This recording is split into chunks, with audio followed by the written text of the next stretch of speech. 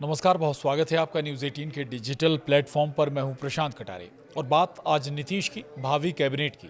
बताएंगे आपको आखिर जेडीयू कोटे से कितने मंत्री बनेंगे, किन किन चेहरों को मिलेगा मौका, कैसे सेट होगा जातीय समीकरण। बताया जा रहा है कि नीतीश कुमार अपने मंत्रिमंडल में जेडीयू कोटा से लगभग सभी पुराने चेहरों को ही मौका देंगे। हालांकि इस बार उनके मंत्रिमंडल में जेडीयू कोटे से कुछ नए चेहरे भी शामिल हो सकते हैं। दरअसल बिहार में नई सरकार के गठबंधन की प्रक्रिया शुरू हो गई है। सोमवार को बिहार कैबिनेट की बैठक के बाद नीतीश कुमार राजभवन पहुंचे और राज्यपाल आरिफ मोहम्मद खान को विधानसभा भंग करने के लिए पत्र सौंप दिया। अब 20 नवंबर को पटना के गांधी मैदान में बिहार की नई सरकार का शपथ ग्रहण कार्यक्रम किया जाएगा, जिसके लिए तैयारी तेज हो चुकी है। वहीं इसी के साथ बिहार में नए मंत्रिमंडल का भी गठन कर दिया जाएगा। इस बीच चर्चा यह है कि बिहार मंत्रिमंडल में किसे किसे जगह मिलेगी। ऐसे में जेडीयू कोटे से किन चेहरों को मौका मिलेगा, ये भी सवाल है। बताया जा रहा है कि नीतीश कुमार अपने मंत्रिमंडल में जेडीयू कोटा से लगभग सभी पुराने चेहरों को ही मौका देंगे। हालांकि उनके मंत्रिमंडल में जेडीयू कोटे से कुछ नए चेहरे भी शामिल हो सकते हैं। बताया जा रहा है कि सीएम नीतीश कुमार ने जिस तरह से जेडीयू उम्मीदवारों के चयन में सोशल इंजीनियरिंग का बखूबी इस्तेमाल किया था, उसी तरह नीतीश कुमार कैबिनेट गठन में भी जातीय समीकरण को साधते हुए नजर आएंगे। अब ये भी जानिए जेडीयू कोटे से कितने मंत्री बनाए जा सकते हैं।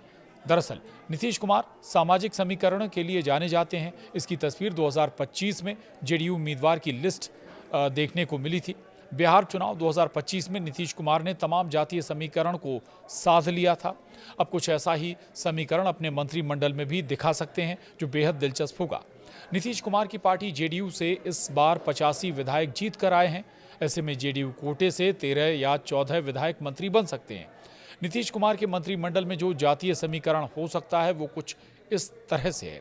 ईबीसी यानी अति पिछड़ा वर्ग से 3 मंत्री हो सकते हैं, जबकि कुर्मी समुदाय से 2 मंत्री कैबिनेट में शामिल हो सकते हैं। कुशवाहा समुदाय से 2 मंत्री बन सकते हैं, एक यादव मंत्री बन सकता है, जबकि एक मुस्लिम भी मंत्री बनाया जा सकता है। तो राजपूत भी एक बनाया जा सकता है मंत्री, जबकि एक भूमिहार जाति से मंत्री बनाया जा सकता है और 3 दलित मंत्री बनाए जा सकते हैं। यानी सोशल इंजीनियरिंग फुल प्रूफ। जाहिर है कि नीतीश कुमार के इस मंत्रिमंडल में तमाम जातीय समीकरण को साधा गया। इस जातीय समीकरण के लिहाज से 2 महिलाओं को जगह भी मिल सकती है। वहीं नीतीश कुमार अधिकांश पुराने चेहरों पर दावा लगा सकते हैं, जबकि 2 से 3 नए चेहरे को भी मंत्रिमंडल में जगह दे सकते हैं, जिसमें कुशवाहा और अति पिछड़ी जाति से हो सकते हैं। वहीं जेडीयू ने जिन चेहरों को मौका जेडीयू से मिल सकता है वो भी आपको बता देते हैं। बिहार में नई सरकार के गठन की प्रक्रिया शुरू हो गई है। इस बीच संभावित मंत्रियों की सूची सामने आ गई है। जेडीयू कोटे से विजय चौधरी, विजेंद्र प्रसाद यादव, श्रवण कुमार, अशोक चौधरी, लेशी सिंह, मदन सहनी, जयंत राज और सुनील कुमार फिर से मंत्री बन सकते हैं। वहीं इसके अलावा 2 से 3 नए चेहरों को मौका मिल सकता है। वहीं जेडीयू ने उम्मीदवारों की लिस्ट में भी जबरदस्त सोशल इंजीनियरिंग दिखाई थी। ये इस लिहाज से भी आप समझ लीजिए कि पिछड़ा वर्ग यानी ओबीसी से 37 उम्मीदवार मैदान में उतारे थे, अति पिछड़ा वर्ग से 22 उम्मीदवार मैदान में उतारे थे, जबकि सवर्ण समाज से भी 22 उम्मीदवार मैदान में उतारे गए थे। अनुसूचित जाति से 15 और अनुसूचित जनजाति से 2 उम्मीदवार मैदान में थे। इसके साथ ही जेडीयू ने 13 महिलाओं को भी टिकट देकर महिला सशक्तिकरण का मजबूत संदेश दिया था। नीतीश कुमार ने पहली लिस्ट में लवकुश समीकरण और दूसरी में पिछड़ा समाज पर फोकस किया था।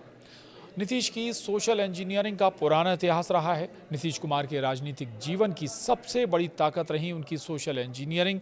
जब 2005 में उन्होंने पहली बार बिहार की सत्ता संभाली, तब से उन्होंने विकास और सामाजिक न्याय के संतुलन पर काम किया। इन सभी योजनाओं ने नीतीश कुमार को सिर्फ विकास पुरुष नहीं बल्कि सामाजिक संतुलन साधने वाले नेता के रूप में भी स्थापित कर दिया। और इनमें से कुछ महत्वपूर्ण अगर योजनाओं का जिक्र करें तो मुख्यमंत्री बालिका साइकिल योजना महत्वपूर्ण है। आरक्षण में बढ़ोतरी उनके जरिए की गई। महिलाओं को 35% नौकरी में आरक्षण दिया गया। अति पिछड़ा आयोग का गठन भी किया गया। और ऐसी तमाम योजनाएं हैं जो नीतीश को लोकप्रिय बनाए रखा जिन्होंने। और एक बार फिर से महिलाओं के बीच उनकी लोकप्रियता का असर इस चुनाव नतीजों में नजर आया। नमस्कार।